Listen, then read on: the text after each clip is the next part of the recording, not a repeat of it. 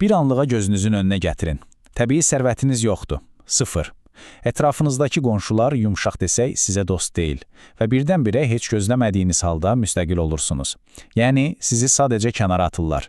Bax, bu 1965-ci il Singapurunun acı reallığı idi. Yaxşı, bəs necə oldu ki, bu balaca ada cəmi bircə nəslin ömründə dünyanın ən varlı ölkələrindən birinə çevrildi? Bu sualın cavabı Singapurun qurucusu Lee Kuan Yew'nun hekayəsində gizlənib. Gəlin bu ağlasığmaz hekayəyə birlikdə baş vuraq. Hər şey əslində bir böhran anı ilə başlayıb. Lee Kuan Yew bu sözləri deyəndə, o, müstəqil Singapurun yaranmasını müşahidə edən o dərin qeyri-müəyyənliyi və qorxunu ifadə edirdi. Bilirsiniz, bu bir zəfər anı deyildi.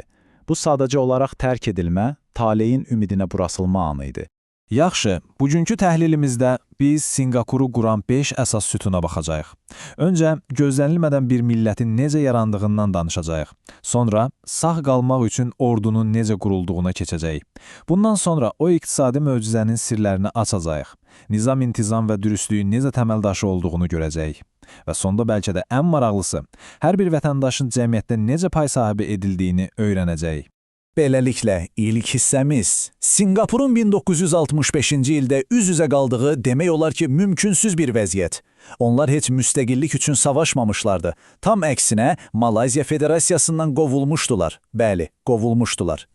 Lee Kuan Yew özü bu vəziyyəti çox güclü bir metafor ilə ifadə edirdi. Materiki olmayan bir ada, bədəni olmayan bir ürək. Bu nə deməkdir? Bu o deməkdir ki, onlar iqtisadi can damarları olan əsas torpaqlarından qoparılmışdılar və tamamilə tənha qalmışdılar.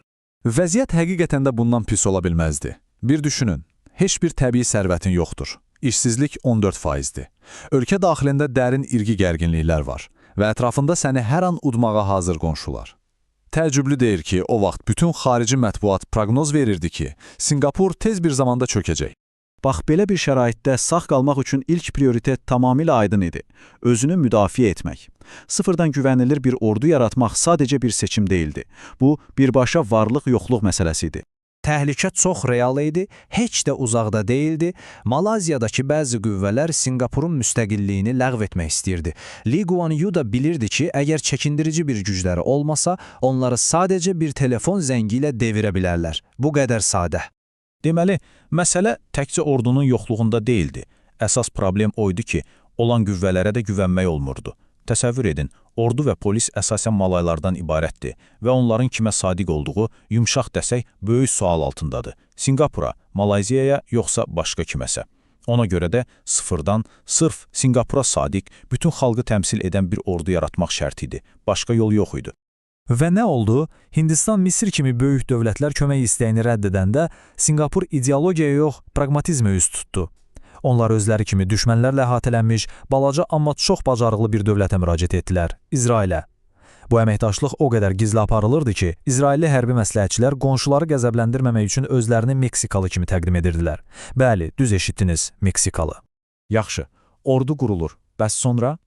Bəlkə də daha çətin sual gəlirdi. Bu insanları necə dolandırmaq olar? Heç bir daxili bazarı, heç bir təbii sərvəti olmayan Singapur iqtisadiyyatını necə qurmalıydı axı? Strategiya əslində dahi dərəcədə sadə idi. Birincisi, onları boykot edən qonşularla vaxt itirməyin mənası yoxdur.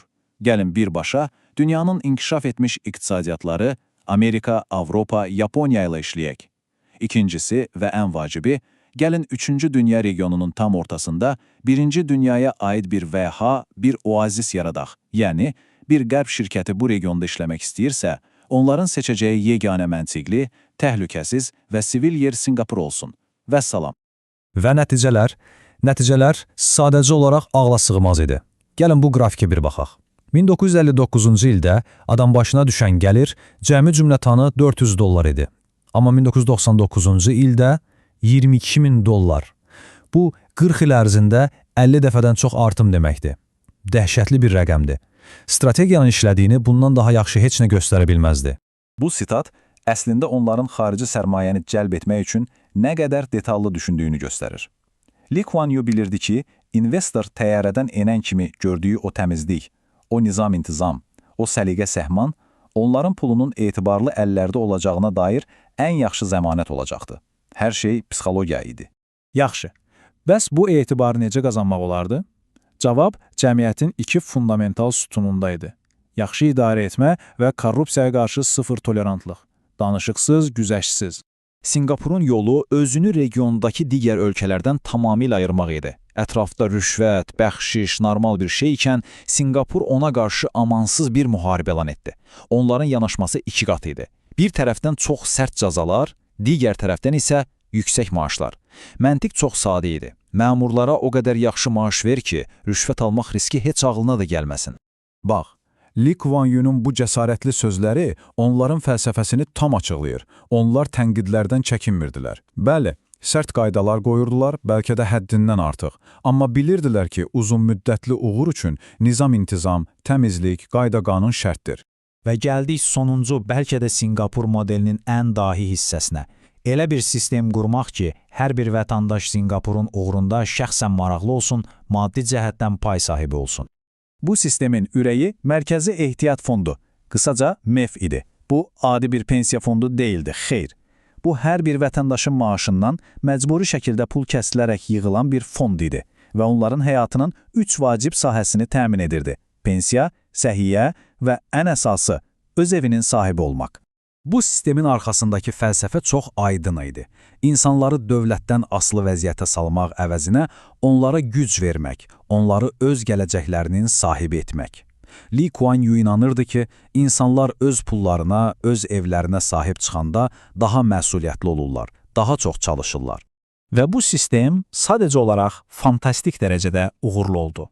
Bir rəqəmə baxın, 1998-ci ilə qədər fonda 85 milyard Sinqapur dolları toplanmışdı. Bu nə deməkdir? Bu o demək idi ki, hər bir Sinqapurlu ölkənin iqtisadi uğurundan real maddi bir paya sahibi idi. Onlar sadəcə vətəndaş deyildilər, onlar həm də ölkənin səhmdarları idilər. Beləliklə, gəlin yekunlaşdıraq. Sinqapur möcüzəsinin təməlində bir-birinə bağlı 4 əsas sütun dayanırdı. Özünü qorumaq üçün güclü bir müdafiə, rifah yaratmaq üçün dünyaya açıq bir iqtisadiyyat, etibar qazanmaq üçün dürüst və effektiv bir hökumət və bütün bunları bir arada saxlamaq üçün hər bir vətəndaşın uğurda pay sahibi olduğu bir cəmiyyət. Sonda isə bu maraqlı sual qalır. Sinqapurun hekayəsi sadəcə çox ağıllı bir planın nəticəsidir, yoxsa bir daha təkrarlanması mümkün olmayan unikal bir möcüzədir? Görəsən, bu modeli başqa ölkələrə tətbiq etmək olarmı? Bu sual bu gün də öz aktuallığını qoruyur.